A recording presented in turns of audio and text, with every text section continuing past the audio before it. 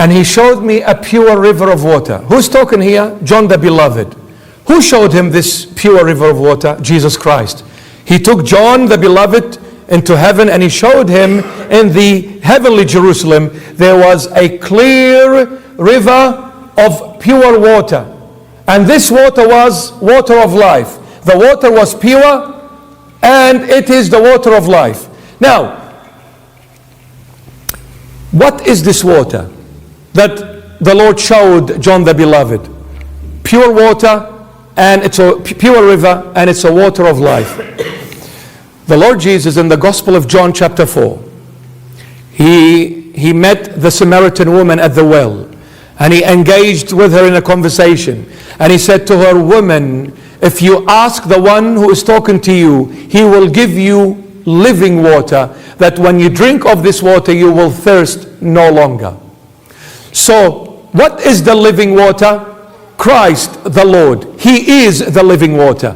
And what is this living water? The Word of God, the Holy Bible.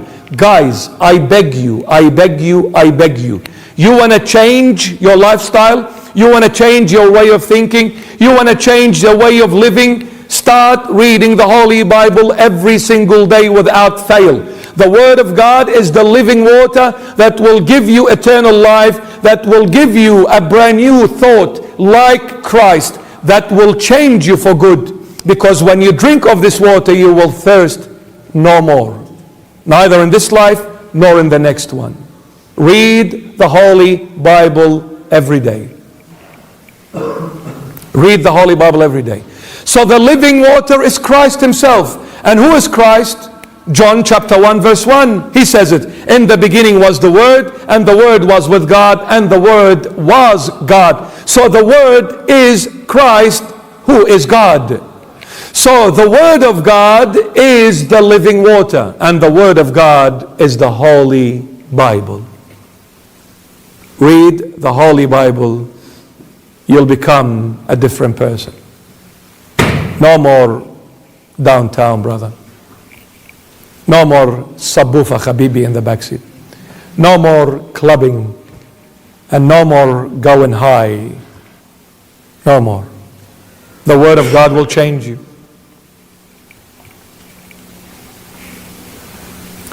This is a river that was running eastward of the Garden of Eden. And this river was in the Garden of Eden as well. And this river in the Garden of Eden, it says, it got divided into 4 rivers. Gihon, Pishon, Euphrates, and Tigris. Euphrates and Tigris are in Iraq, Mesopotamia. Mesopotamia means between the 2 rivers. Beth Nahran. Between the 2 rivers. So Tigris and Euphrates are in Iraq. The other one, they got vanished along with the flood of Noah, the time of Noah. So this river is one. This river got divided into 4 rivers, the book of Genesis tells us. And these 4 rivers in the New Testament, we know who they are. But these 4 rivers are all one. They come from one.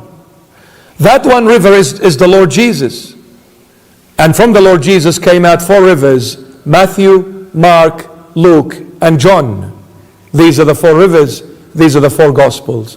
But these 4 Gospels are one Gospel because it's all the Word of Christ. He is the living water. He is the river that gave you 4 rivers: Matthew, Mark, Luke, and John. You drink water from Matthew, Mark, Luke, and John. You read my word through my Gospel writers. You will live in me forever. Now we come to these 4 Gospels. 2 of them are of the 12 apostles. The other 2 are of the 70 apostles. Matthew and John out of the 12 apostles. Mark and Luke out of the 70 apostles. The Lord Jesus chose 2 groups of apostles. 12 first, and afterwards 70. So Matthew and John out of the 12 apostles, they tell us and teach us who Christ is. Luke and Mark out of the 70th, they tell us and teach us the profession of Christ is.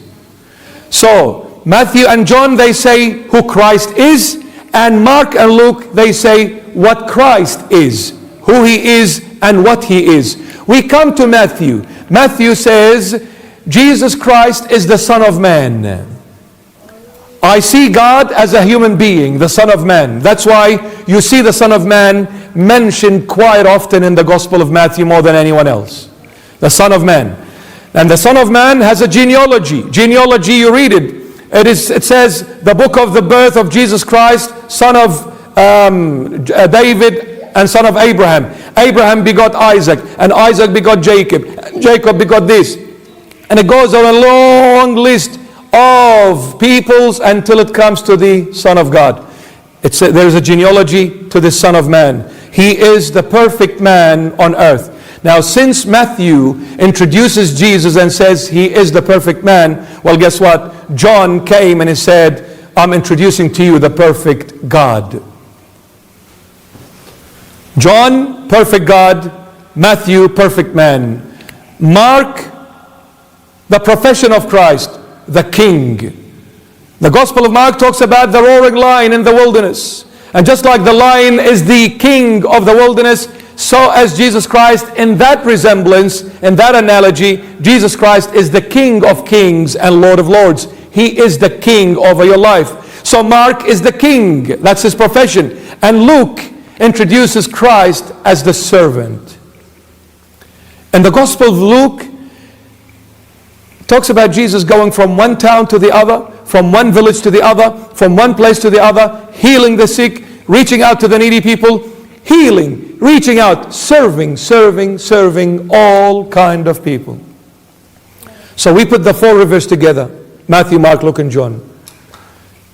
Matthew, Son of Man. John, Son of God, God himself. Divinity in John was revealed in humanity in Matthew. Came to this world to be the king in Mark over your life, to serve you in Luke, and not to be served by you. This is the Lord Jesus Christ that we love, we adore, and we worship. Perfect God revealed in that perfect man came as the king to serve you and not to be served by you. These are the four rivers that come from the living waters, the true river that gives life, who is Christ, the Logos, the Word of God. I'll stop at verse 1. I'll call it a day. This water of life is clear as crystal, proceeding where? From the throne of God and of the Lamb. Who is the Lamb? Christ, Jesus. He is the Lamb of God. The throne of God, God the Father, and God the Son. He is the Lamb. So this living water is proceeding from the throne of God and of the Lamb. Wants to say to us that this living water did not get to us until the Lamb was in heaven, because this vision is in heaven. So who is the water now? Now it's getting tricky. It's the Holy Spirit. Now, Marmari, you just said it's the Word of God. And the Word of God is Jesus Christ. Now, how come now it's the Holy Spirit? I'll tell you how, just bear with me.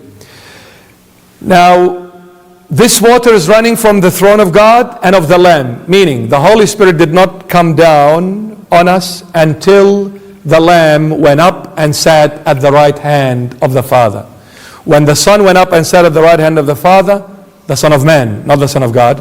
When the Son of Man sat at the right hand of the Father, then the Holy Spirit got up and came down and dwelt in us in holy baptism, one of the 7 sacraments of the true Church of Christ. Through the holy baptism, the Holy Spirit descended and dwelt in us. Now, why also the Holy Spirit is resembled by the water? In the book of Joel, Joel is a prophet of the Old Testament. Chapter 2, when you read from verses 26 to 28, I believe, you will see that the Lord God is talking through Joel, and he's saying, in the end of times, I will pour out my Spirit on your sons and on your daughters. They will see dreams and they will see visions. I will what? Pour out my Spirit. Now the word pouring out applies to water. You know, when we talk in our normal conversation dialect, what do I say to someone? Can you please pour me a glass of water? Water, mate. It's an Aussie water. Can you please pour me a glass of water? Pour. The Lord God is saying to His Spirit, I'll pour out my Spirit. It's an act of water. Now when we come to water, water does one thing only. Water can only go downward, not upward. Water can't climb. Water can only go down. So if you want to get water to a dry land, that dry land's level has to be below the level of water for water to come down. Water cannot go up, only can come down. God, as Spirit, can only come down. He cannot go up because He is the supreme authority. There is no one above Him to climb up. He is the ultimate. So He can only do one thing, come down like the water.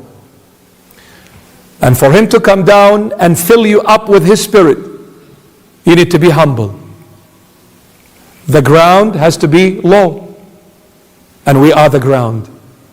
I have to dig the ground and make it lower for the water to run to it.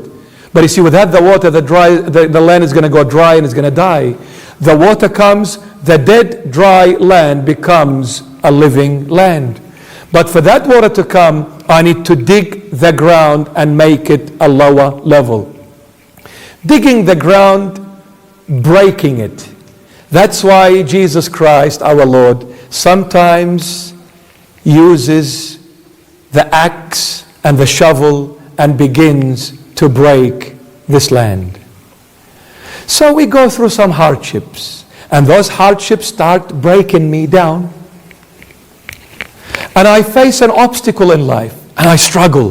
Those struggles are breaking me down. Somebody went against me and broke me mentally, emotionally, physically. I have to be broken down because the Lord wants His living water come to you and fill you and engulf you. And the only way that living water is going to come to you, you better humble yourself. Naturally speaking, as a human being, as a physical being, I will never humble myself before nobody. Anybody tells me one word, I'll tell them 100. You tell me off, I'll chop your head, brother. How dare you talk to me this way? Do you know who I am? Do you know what I can do to you, bro? So I will never, ever bow before no one. And I will never say sorry to nobody. They will come and kiss my hand and apologize. Otherwise, I will never, ever apologize or forgive them. And then all of a sudden, an illness hits me. And I am in bed. And now, all that might and all that strength that I had and all that power is gone with the wind. I see myself so weak, so vulnerable, so useless and hopeless. And I start crying out to Jesus, Lord, have mercy on me. I don't have nobody but you. You are the only one that can heal me and save me. Lord, I promise. Don't promise. Lord, I promise you heal me. I'll be yours. I will never tell nobody off anymore. I will never swear at no one. I will never punish no one. I will never hurt no one, Lord. Now I've realized that I was nothing all this time, but I didn't know until you broke me. Until you broke me. He'll break you to make you. He'll cut you to heal you. When you look at the surgeon's knife, this is the last thing you want to see in your life. I hate the surgeon's knife. And I'm afraid of it because I don't want to be chopped open. But the surgeon will say, do you want that lump taken out of your body? Do you want to be healed? Of course, doctor, I want to be healed. He's going to say, well, the only way to your healing, I have to cut you. But when I cut you, I'm doing it because I want to heal you. But without cutting, there is no healing. So the Lord is going to have to break me to make me. He's going to have to make me realize who I am in the truth. And in the truth, I am nothing. Nothing. Gone with the wind before a blink of an eye. I am nothing. Don't ever think you can do whatever you want. Don't ever think you'll live here forever. Don't ever think you are unstoppable. Don't ever think that. Humble yourself and let God fill you with His living water, wisdom. His word is wisdom. So when did the Holy Spirit descend? When the Lamb of God went up and sat at the right hand of the Father.